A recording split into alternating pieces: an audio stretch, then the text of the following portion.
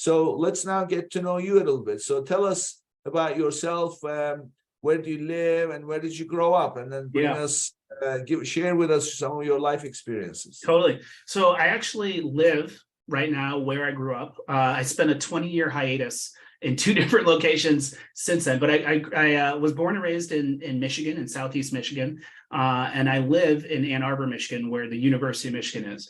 And I grew up here. Both my parents are professors. And being a professor is a lot like being an entrepreneur. You have to have an idea. You have to convince people of this idea. You sometimes have to get money. You have to execute. You have to show your results.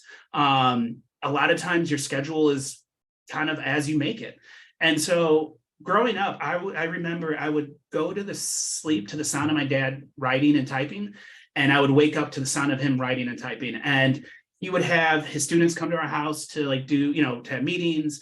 I saw him travel all the time. So I think the idea of being able to manage your time to your goals was very much visible to me as a young child.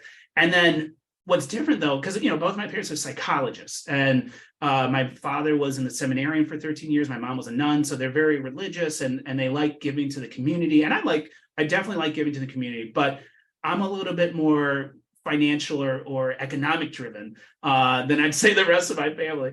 And so I remember as a 4-year-old, we had these little quartz stones that were all around the outside of our house for drainage. So I would collect them, wash them, and then walk to my neighbors and try to sell stones door to door. I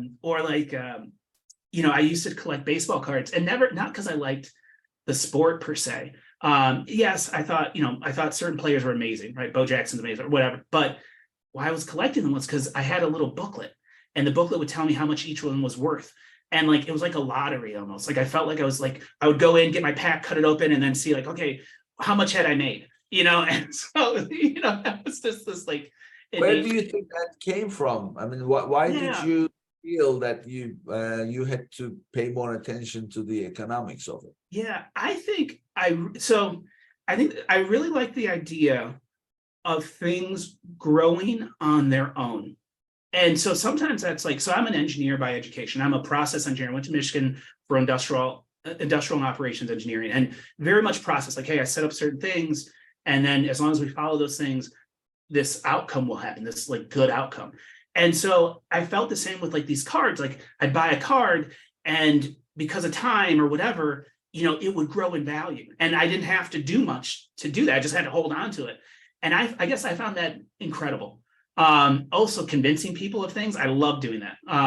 So you kind of combine this idea of I like processes. I like the idea of things growing on their own if set up in the right way. And then I also like engaging with people and seeing if I can convince them of my idea. I just find it a thrill, and I don't know.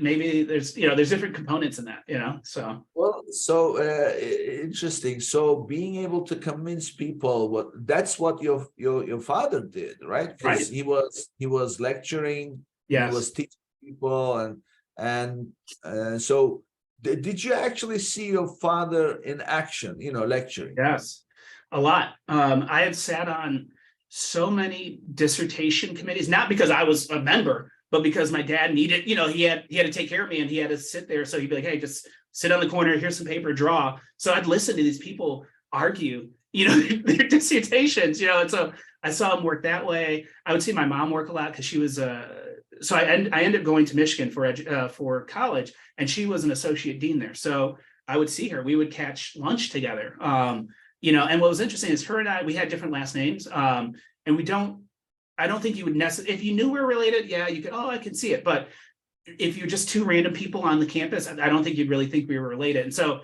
sometimes she would hear things about me, and, it was an interesting dynamic, that's for sure, on the campus.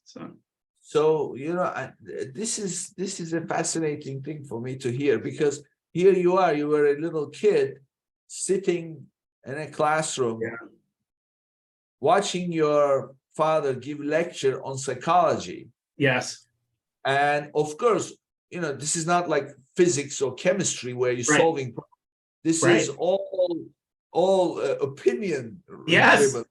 Yes. So And then, of course, with those opinions, he is convincing people to buy into the idea, which will basically form the rest of their thinking. Yeah, you're right. And then you were observing this as a kid. Yes. And well, and that now, as a result, you now love convincing people. Right. And And you must be a great debater then.